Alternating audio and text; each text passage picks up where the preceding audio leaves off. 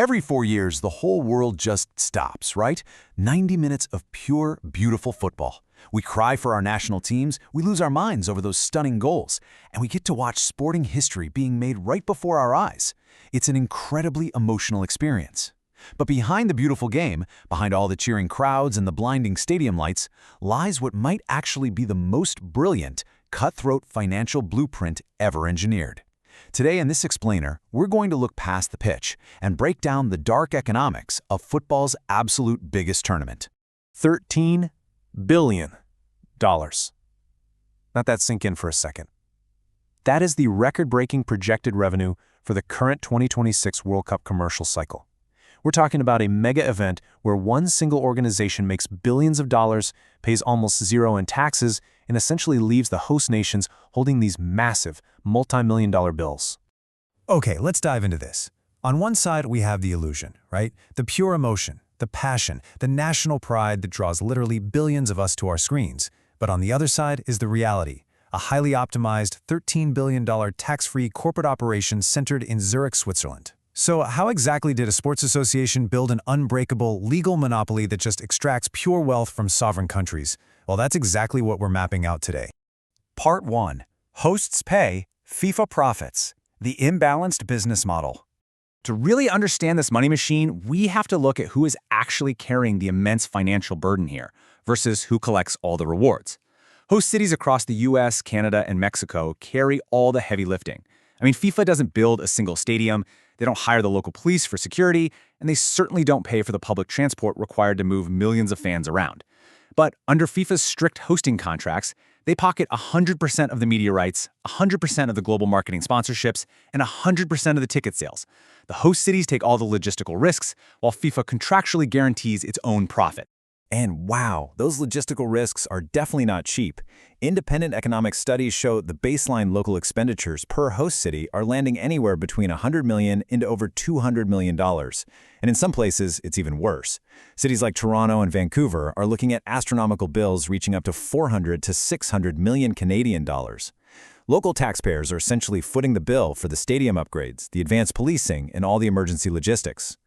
Just to give you a really specific example of how this impacts local taxpayers, New Jersey's transit system alone is facing an unprecedented $48 million bill just to move fans back and forth to the stadium.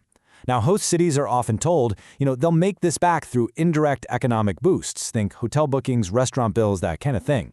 But independent economists have proven time and time again that these claims are vastly exaggerated, mostly because regular tourists tend to just stay away entirely to avoid the chaos.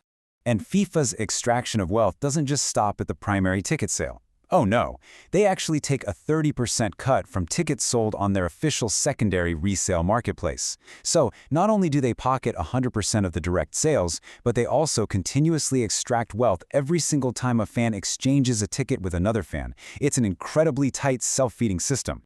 Part 2. The 3 pillars of wealth. Breaking down the $13 billion. Now, what's really interesting here is figuring out where exactly all this unprecedented cash is actually coming from. It essentially boils down to 3 massive revenue engines driving this legal money machine.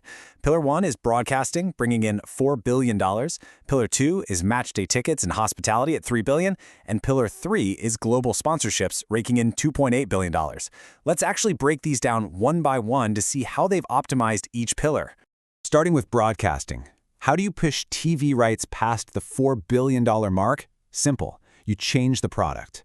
By expanding the tournament from 32 teams to 48 teams, the total number of matches skyrocketed from 64 to 104 matches.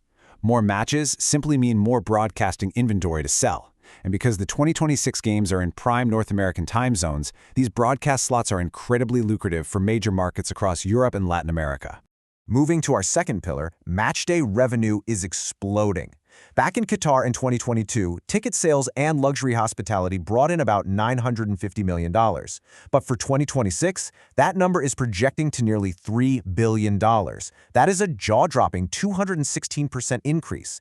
This jump is heavily fueled by utilizing giant, high-capacity NFL-sized stadiums across the host countries. But there's a very human catch to this historic revenue spike.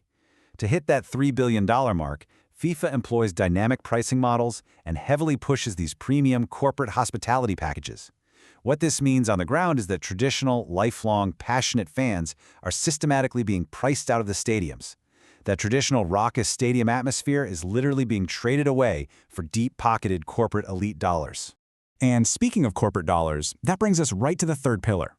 Megacorporations are paying an immense collective sum of over $2.8 billion just to have their brand names plastered across stadium advertising boards globally. But FIFA's control over these sponsorships goes way beyond just throwing up a billboard. They enforce what are called exclusion zones.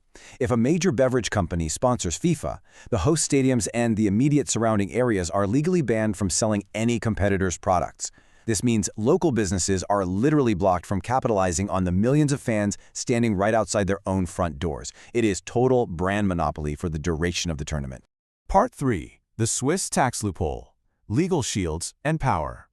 Now, you might be wondering, if an organization is pulling in $13 billion, surely the host governments tax them heavily, right? Well, this brings us to how billions of dollars are legally shielded from the host country's tax agencies. So the crucial point we really need to understand is FIFA's official legal status.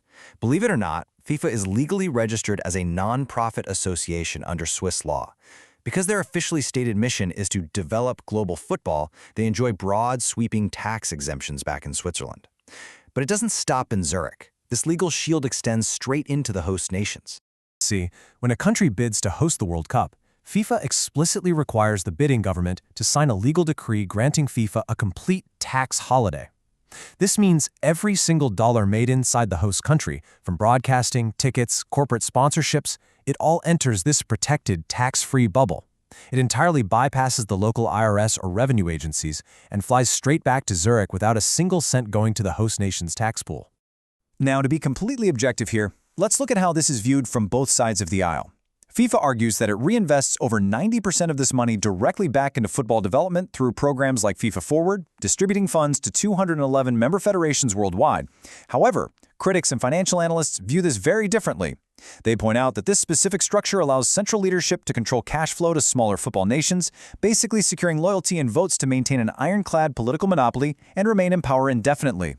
Part 4. The ultimate winner, a wealth extraction system. As we bring all these pieces together, the core thesis of our explainer becomes incredibly clear. The modern mega event is no longer just a sporting tournament. It has evolved into a hyper-optimized, risk-insulated corporate wealth extraction system. It's a machine that uses national pride as its fuel, local taxpayers as its financial backers, and global emotion as its currency. The stadiums will definitely be loud, and the games will undoubtedly be legendary. But the biggest financial winner of the tournament has already been decided long before the first whistle even blows. So I want to leave you with this to ponder. When you consider the billions extracted and the sheer costs left for the host cities, is the financial burden truly worth the global glory, or has modern football completely lost its soul to corporate greed? Thanks for diving into this explainer with me, and I'll catch you next time.